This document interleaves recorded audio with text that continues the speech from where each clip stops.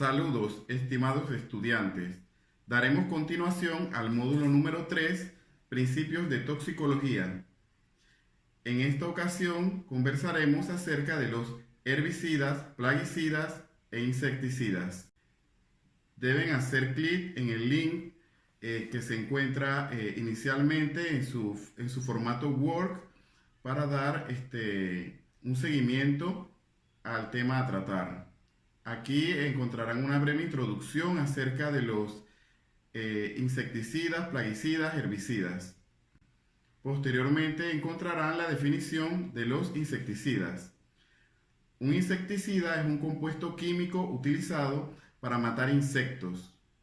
El origen etimológico de la palabra insecticida deriva del latín y significa literalmente matar insectos.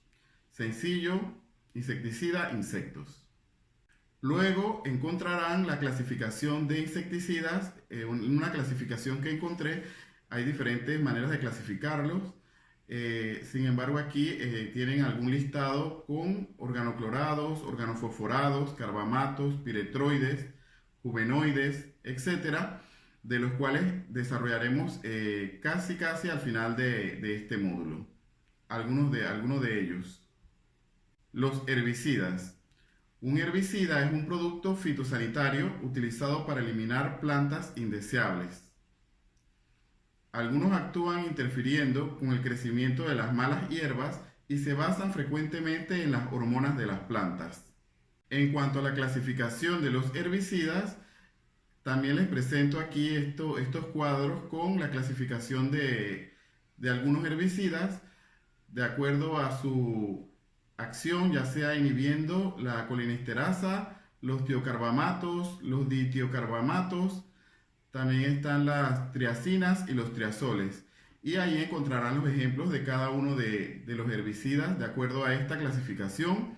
Como les mencioné, más adelante desarrollaremos algunos de ellos, los cuales son los más utilizados, los más conocidos con nuestros agricultores. Plaguicidas. Según la definición de la FAO, la cual es la Organización de las Naciones Unidas para la Agricultura y los Alimentos, define a un plaguicida o pesticida como cualquier sustancia destinada a prevenir, destruir, atraer, repeler o combatir cualquier plaga, incluidas las especies indeseables de plantas o animales, durante la producción, almacenamiento, transporte, distribución y elaboración de medicamentos, productos agrícolas o alimentos para animales, o que pueda administrarse a los animales para combatir ectoparásitos. Los ectoparásitos son parásitos que se encuentran en la piel de algunos animales y pueden ser garrapatas, piojos, etc. El término incluye las sustancias destinadas a utilizarse como reguladores del crecimiento de las plantas, defoliantes, las cuales son sustancias que se le agregan a las plantas para que se desprendan sus hojas. Los desecantes, quienes son los que van a eliminar la humedad. Agentes para reducir la densidad de la fruta. La densidad de la fruta es la que se relaciona a la concentración o la cantidad de fibra y agua versus agua, esa relación que hay entre fibra y agua de la fruta. Los inhibidores de la germinación y las sustancias aplicadas a los cultivos antes o después de la cosecha para proteger el producto contra la deterioración durante el almacenamiento y el transporte. El término plaguicidas no incluye normalmente los fertilizantes, nutrientes de origen vegetal o animal, aditivos alimentarios ni medicamentos para animales. En la definición de plagas se incluyen insectos, hierbas, pájaros, mamíferos, moluscos, peces o microbios que compiten con los humanos para conseguir alimento, destruyen la propiedad, propagan enfermedades o son vectores de estas, o causan molestias. Los plaguicidas no son necesariamente tóxicos, pero pueden serlo para los humanos u otros animales. O sea, sí lo son. De acuerdo a la Convención de Estocolmo, esta es una reunión en donde se pactaron algunas maneras de cómo tratar las sustancias tóxicas como plaguicidas. En esta reunión sobre los contaminantes orgánicos persistentes, se vio que 9 de 12 de los más peligrosos y persistentes compuestos orgánicos son los plaguicidas. El término plaguicida está más ampliamente difundido que el nombre genérico exacto biocida, que literalmente significa matador de la vida. El término plaguicida sugiere que las plagas pueden ser distinguidas de los organismos no nocivos, que los plaguicidas no lo matarán y que las plagas son totalmente indeseables. Durante los años 1980, la aplicación masiva de plaguicidas fue considerada generalmente como una revolución de la agricultura. Eran relativamente económicos y altamente efectivos. Su aplicación llegó a ser una práctica común como medida preventiva aún sin ningún ataque visible.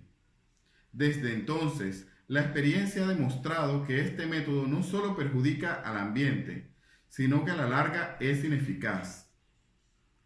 Donde se ha utilizado los plaguicidas de manera indiscriminada, las especies de las plagas se han vuelto resistentes y difíciles o imposibles de controlar. En algunos casos, se ha creado resistencia a los vectores principales de las enfermedades, por ejemplo, en los mosquitos de la malaria. O han surgido nuevas plagas agrícolas. Por ejemplo, todos los ácaros fueron fomentados por los plaguicidas, porque no abundaban antes de su empleo. Sobre la base de esta experiencia, los especialistas en la protección de cultivos han desarrollado un método más diversificado y duradero llamado manejo integrado de plagas. En cuanto a la clasificación de los plaguicidas, presento esta otra clasificación ya más general en donde se subdividen en insecticidas, herbicidas, rodenticidas, que serían los que van a matar a las ratas, a los roedores, fungicidas, serían los hongos, como ya conocemos de cursos anteriores de farmacología, y los fumigantes. De este cuadro clasificatorio tomaremos algunos de estos productos para desarrollar más adelante. Iniciamos con el grupo de los organoclorados. Presentamos aquí algunas estructuras químicas de los organoclorados para tenerlas de referencia, tenerlas de ilustración. Los organoclorados son hidrocarburos clorados, clorocarburo o compuesto orgánico clorado. Es un compuesto químico orgánico, como podemos notar en la estructura, está compuesta por átomos de carbono, que además contiene el elemento cloro, unido por enlaces covalentes al carbono. Su amplia variedad estructural y las propiedades físicas divergentes conducen a una amplia gama de aplicaciones. Muchos derivados clorados de estos compuestos en el medio ambiente y la salud humana y animal, siendo en general dañinos para los seres vivos, pudiendo llegar a ser cancerígenos. Muchos de ellos se emplean por su acción insecticida o pesticida. Otros son subproductos de la industria. Algunos ejemplos de los organoclorados son el triclorometano, tetracloruro de carbono, el DDT, que es el dicloro difenil tricloroetano, o sucralosa. Continuando con los organoclorados, vemos aquí la imagen de un niño afectado intoxicado por este tipo de productos. Veremos que se puede dar una intoxicación de manera aguda y también de manera crónica. Iniciamos con la intoxicación aguda. Se daría entre los 30 minutos a 6 horas después de la ingestión y se puede presentar ansiedad, malestar gastrointestinal como náuseas, vómito, ardor orofaringio y dolor epigástrico, palidez, mareos, cefalia, temblor y convulsiones. La irritabilidad miocárdica predispone a arritmias cardíacas. Los casos severos debutan directamente con convulsiones. La muerte se produce por fallo respiratorio.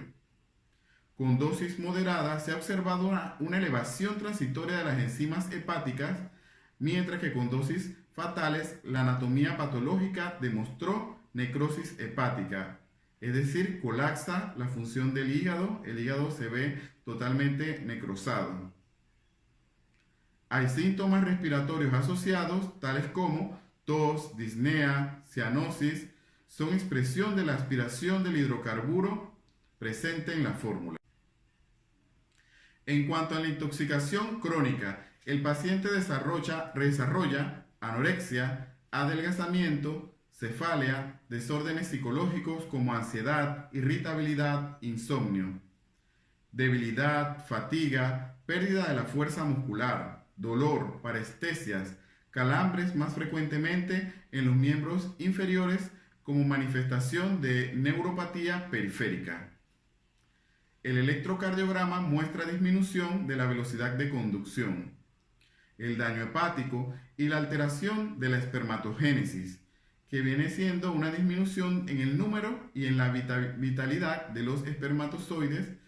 Esto puede estar presente, vemos aquí el primer grupo de plaguicidas, los organoclorados, que están relacionados tanto con producir cáncer, y ahora vemos acá que también tiene un efecto en la fertilidad, interfiriendo y alterando lo que es la espermatogénesis. Para el tratamiento de los organoclorados, también lo vamos a dividir en el caso de la intoxicación aguda. No se dispone de un tratamiento específico, se utilizan los métodos de eliminación adecuados al tiempo de contacto y dosis. Generalmente cuando ocurren intoxicaciones, hay que darle al paciente las medidas de reanimación, los primeros auxilios, así como ustedes vieron en su curso de primeros auxilios. Acá esto se pondría en práctica en el caso de las intoxicaciones. El tratamiento sintomático es habitual en presencia de las convulsiones y se indica el fenobarbital. Acá hacemos un paréntesis para recordar a qué grupo pertenece fenobarbital. Recordarán que pertenece a los barbitúricos, que son los que trabajan se unen al sitio específico del receptor GABA, que es un sitio diferente al sitio específico de unión de las benzodiazepinas, pero que a la larga tienen ese efecto de permitir la entrada de los iones de cloro a la célula para que se dé el potencial de acción y todo lo demás que se vio en farmacología, que deben recordar, y el que no lo recuerda puede bien buscar los apuntes para estar claro en los mecanismos de acción de estos medicamentos y cómo van a lograr su efecto en la recuperación de los pacientes intoxicados con los plaguicidas.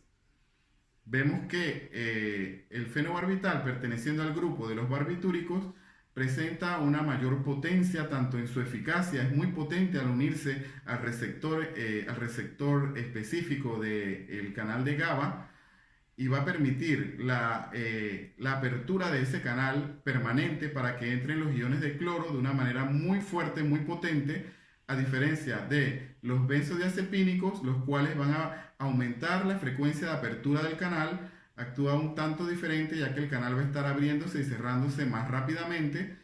Con los barbitúricos se mantiene abierto el canal, y por esto es que los barbitúricos presentan un efecto potente, pero de igual manera, siendo potentes en eficacia, también son muy potentes en su perfil de efectos adversos. Producen mucho efecto adverso en sedación,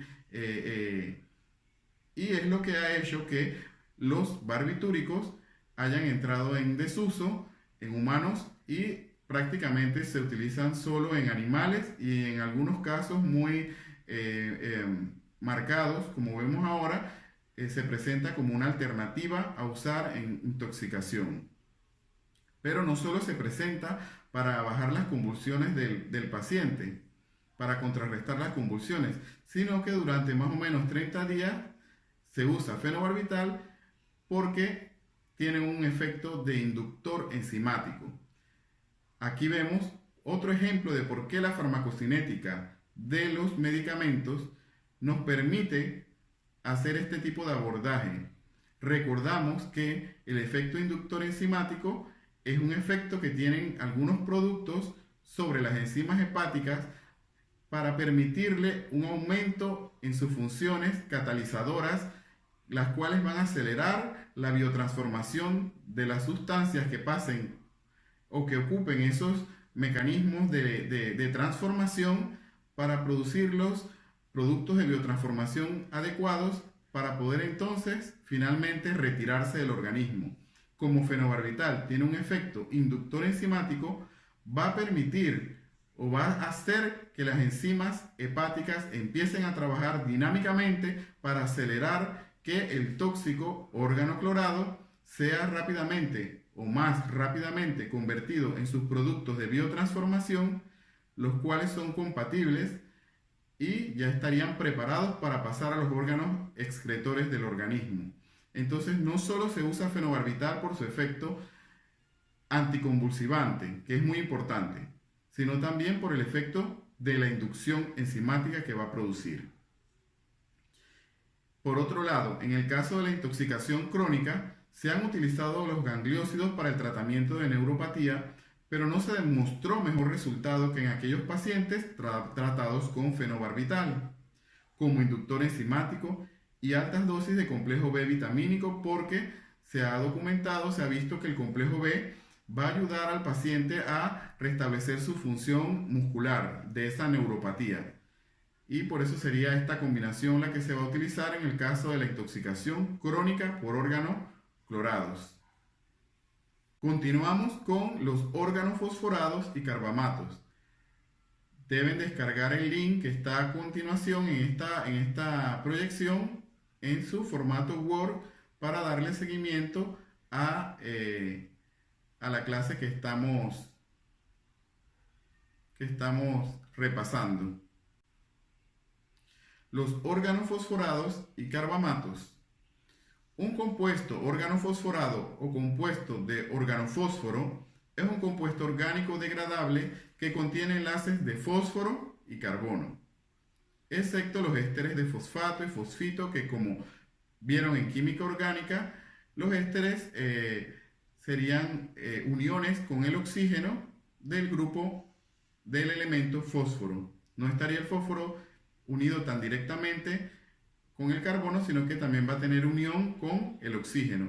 Y de esta manera se forman los ésteres. Aquí lo importante es rescatar que la estructura química está compuesta por carbonos, puede estar compuesta por oxígeno, pero también va a estar compuesto por fósforo.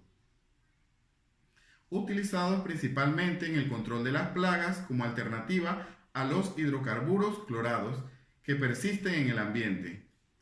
La química de los órganos fosforados es la ciencia que estudia las propiedades y la reactividad de los compuestos organofosforados.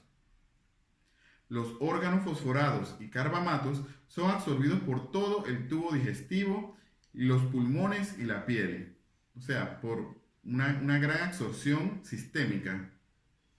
Inhiben la colinesterasa plasmática y de los glóbulos rojos, evitando la degradación de la acetilcolina, que de esta forma se va a acumular en la sinapsis.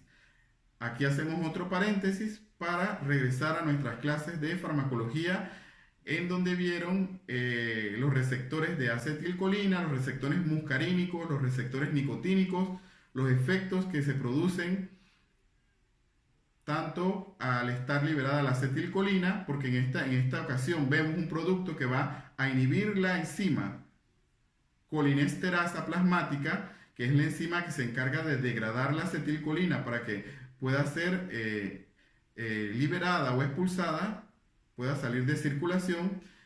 Al inhibirse esta enzima colinesterasa o acetilcolinesterasa, la acetilcolina obviamente se va a mantener presente, acumulada en el cuerpo, y por ello se van a producir los efectos muscarínicos y los efectos nicotínicos en la intoxicación por órganos fosforados y carbamatos. Así que ahí les dejo esa para que puedan repasarla, el que no lo tenga muy claro o no se acuerde. Los carbamatos son eliminados espontáneamente dentro de las 24 horas después de la exposición. Sin embargo, los órganos fosforados pueden unirse irreversiblemente a las colinesterasas. Tienen un efecto muy potente con esa unión. Y aquí ya nos da pistas de lo que se debe tratar, cómo se debe tratar al paciente para revertir este efecto. Vemos ejemplos de carbamatos como aldicar y metomilo, y órganos fosforados como clorpirifos, diacinón, dursban, fentión, melatión y paratión. Los organofosforados y carbamatos son insecticidas comunes que inhiben la actividad colinesterasa y provocan manifestaciones muscarínicas. Recordamos que las manifestaciones muscarínicas vienen siendo las que van a liberar fluidos corporales como por ejemplo salivación, lagrimeo, micción, diarrea, emesis, broncorrea, broncoespasmo, bradicardia y miosis. También se verán algunos síntomas nicotínicos, incluidas fasciculaciones musculares y debilidad. Les recuerdo ir haciendo el glosario para ir anotando e ir buscando las definiciones de los conceptos que no nos acordamos o que no dominamos ahora mismo. Puede producirse una neuropatía días o semanas después de la exposición. El diagnóstico es clínico y a veces con un ensayo de atropina o medición de los niveles de acetilcolinesterasa en los glóbulos rojos. La broncorrea y el broncoespasmo se tratan con altas dosis tituladas de atropina. La toxicidad neuromuscular se trata con pralidoxima intravenosa. Los organofosforados y carbamatos, aunque diferentes estructuralmente, ambos inhiben la actividad colinesterasa. Algunos se usan médicamente para revertir el bloqueo neuromuscular, es decir, hay productos como la neostigmina, piridostigmina y el hidrofonio que tienen un efecto de medicamento. O para tratar el glaucoma, la miastenia gravis y la enfermedad de Alzheimer. Como por ejemplo el ecotiopato, la piridostigmina, tacrina y el donepezil. Ahora bien, en cuanto al tratamiento de los organofosforados y carbamatos, del paciente intoxicado, se debe dar como siempre un tratamiento sintomático, como ya vieron en su curso, en su materia de primeros auxilios. Además se da atropina para las manifestaciones respiratorias, como habíamos mencionado anteriormente. Se administra en cantidades suficientes para aliviar el broncoespasmo y la broncorrea, más que para normalizar el tamaño de las pupilas o de la frecuencia cardíaca. Se da descontaminación para la exposición tópica.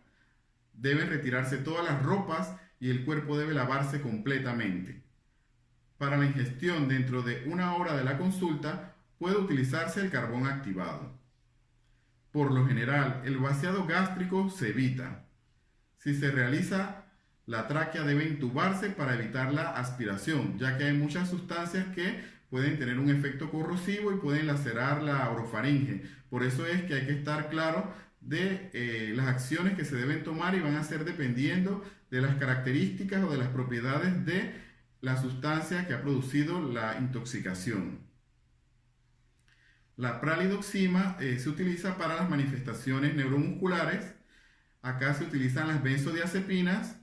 Recordamos todo lo que conversamos acerca del receptor en el GABA, que tiene sitio de unión específico para benzodiazepina, y obviamente se utilizaría para las convulsiones.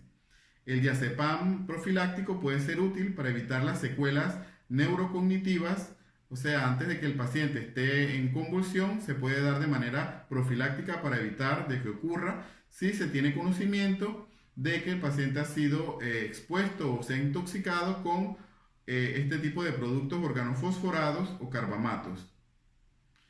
Y se va a prevenir entonces con ello las secuelas neurocognitivas después de una intoxicación ya sea moderada o grave con este tipo de productos. Los piretroides. Los piretroides son moléculas con actividad insecticida que se aplican a las cosechas, plantas de jardines, animales domésticos y también directamente a los seres humanos. Los piretroides son sustancias químicas que se obtienen por síntesis y poseen una estructura muy parecida a las piretrinas, crisantemo.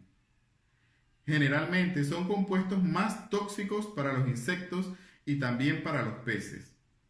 Permanecen durante más tiempo en el ambiente que las piretrinas, ya que la modificación química en su fórmula los hace más estables a la luz solar y el calor.